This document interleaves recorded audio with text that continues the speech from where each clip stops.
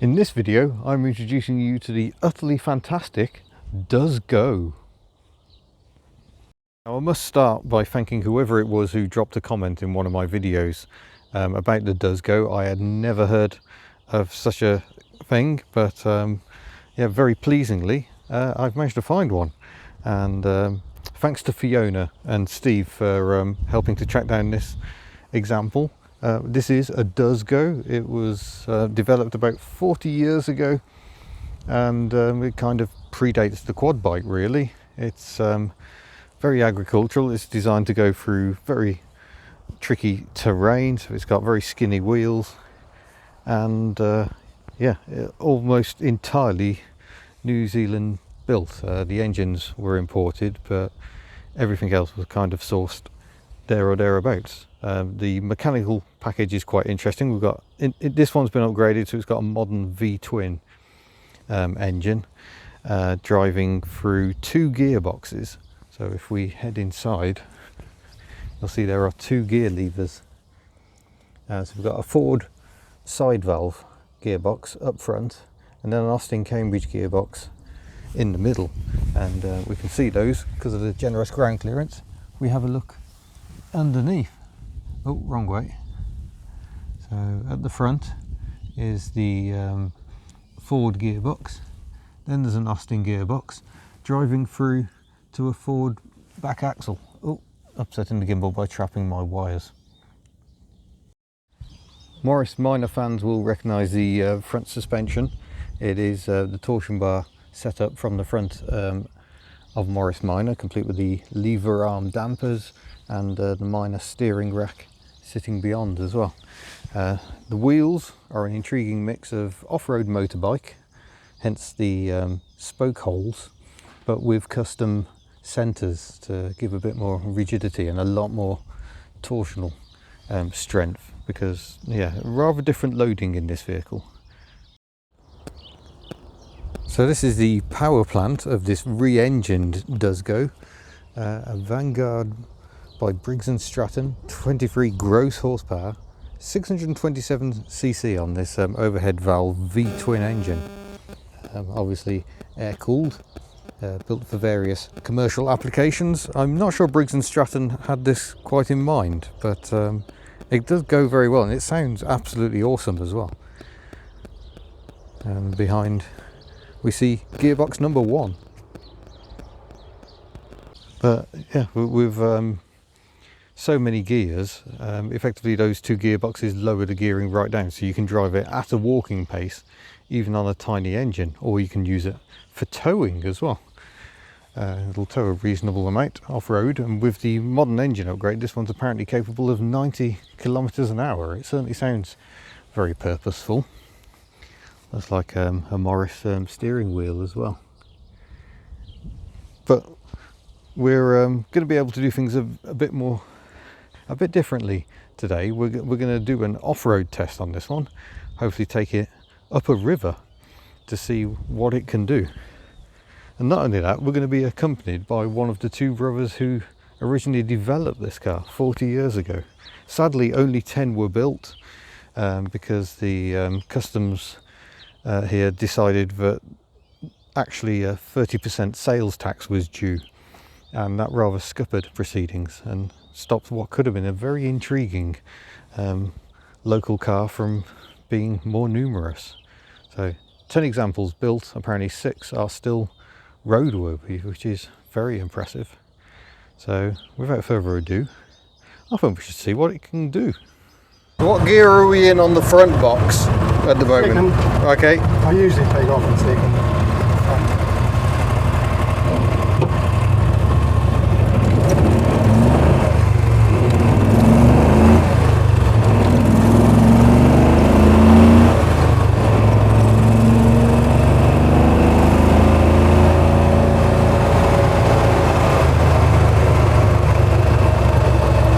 So rather than just having high and low, it's like having high, middle and low.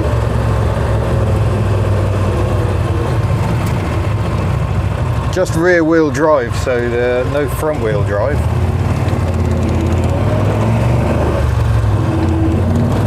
It sounds fantastic.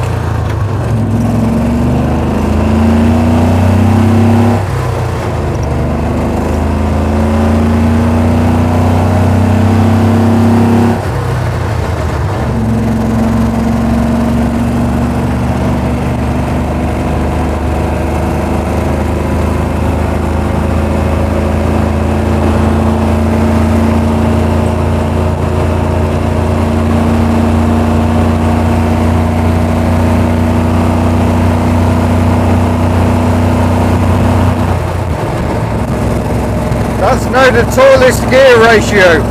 We're in third and fourth. Brilliant. There is no sound deadening, so it is a little on the loud side. I might save further discussion for later.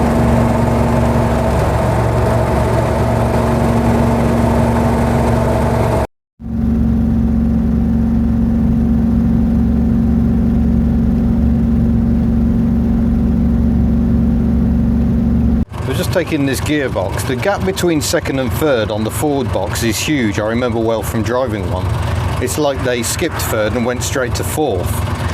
So he's having to pulls away in second, and then goes to third and then to fourth on the second gearbox, but then the top ratio's too high. So he then has to go into third on this one, but go back to third on this one to keep going, and then third, fourth to get to the tallest ratio. All quite intriguing. Look at the simple pedals, the throttle pedal that's just basically a stick with a curly end. Also simple, but also effective. And now we're going to take it off-road. We're going to have a bounce around on a dry riverbed and looking at the sky. I hope it stays dry. This is where that supple Morris Minor front suspension should come in useful.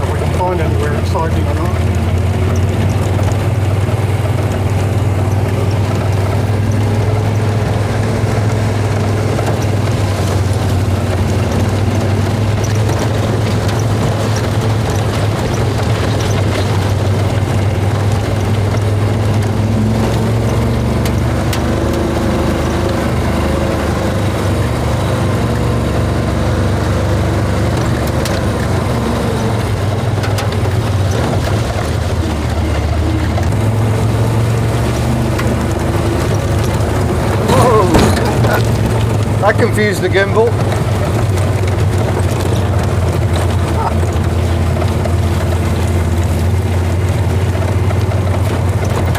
Who needs a 4x4, eh?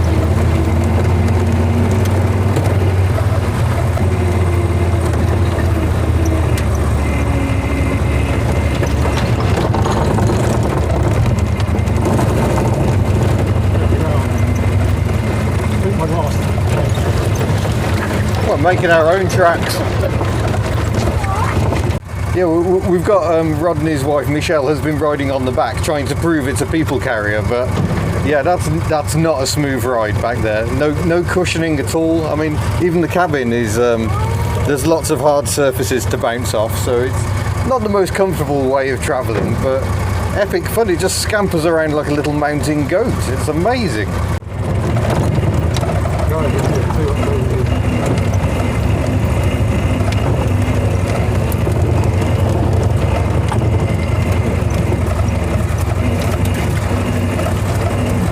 Wow, that's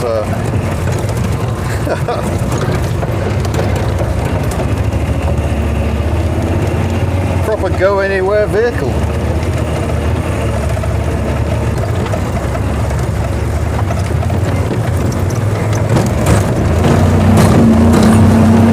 Oh, almost.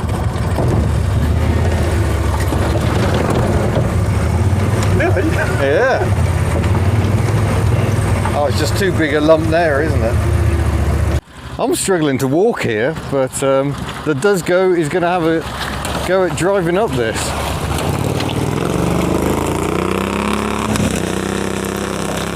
Oh, so close. Trying a different gear. Almost. Oh. Yay! Clever bit of driving there, just bounce it back and forth. Oh, I can't get up on foot. That's how steep that is. What an incredible little car. And of course it's got several reverse gears as well.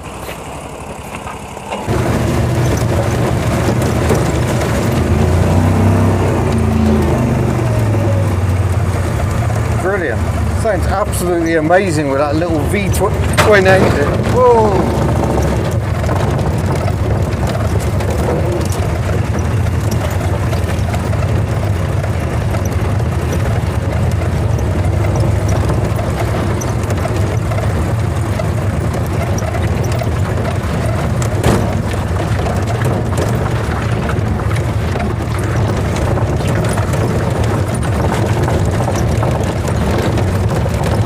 These rocks are huge.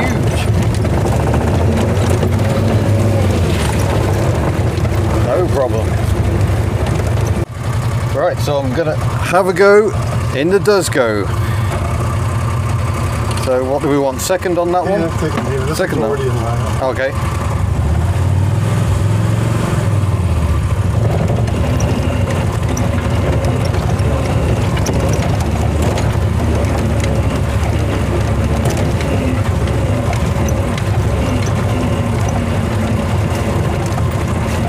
This is perhaps the strangest place I've ever driven, I think.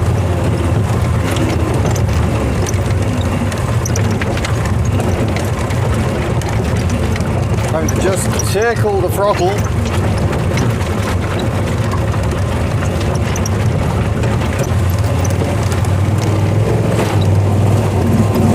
Ah, not enough momentum. No. Which one shall I reverse in?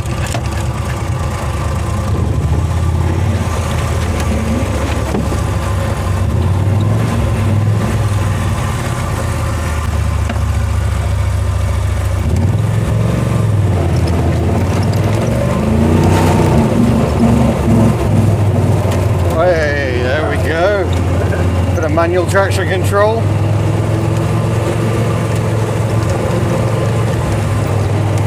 Certainly feels more of a challenge doing it without four-wheel drive.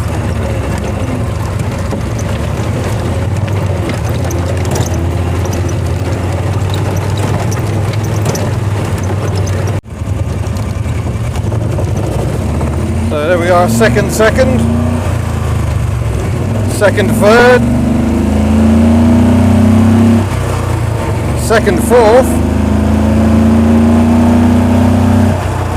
but now third.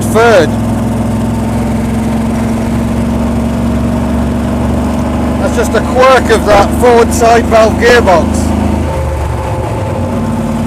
and that's our maximum ratio. We are cruising along.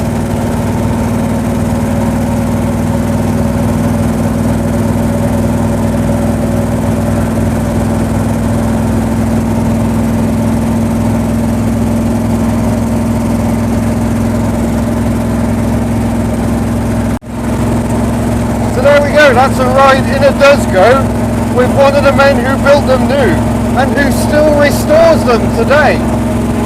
Quite remarkable.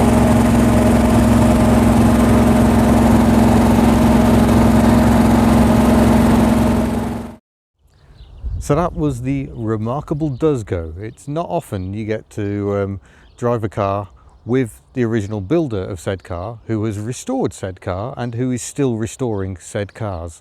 You know, other big companies try and do it, but this is the original person. That's quite incredible. It's also an incredible insight into Kiwi ingenuity. Yeah, if you can't buy it off the shelf, make it, and it does the job brilliantly well. It is the quad bike before there were quad bikes, and a very charming little thing it is. So I shall say thank you very much for watching. Don't forget to subscribe before you go. Don't forget all the Hubnut merchandise. We've got fresh stocks in at hubnut.org, and I shall see you in a future video. Farewell.